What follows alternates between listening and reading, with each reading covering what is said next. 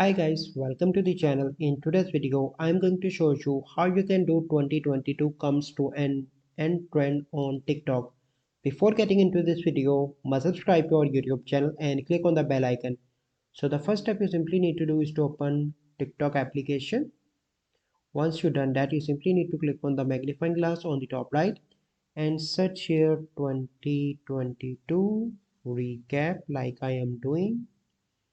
Okay, you can search effects or you can, so let me select the 2022 recap only. Okay, and here you can see the video, and then you need to click on CapCut, try this template, and click on use template in CapCut, and you need to download CapCut from the Play Store. Use template in CapCut, click again.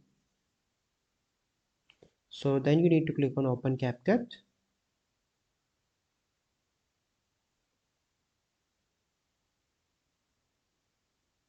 Okay, so now we are in the CapCut, and here you need to select the pictures.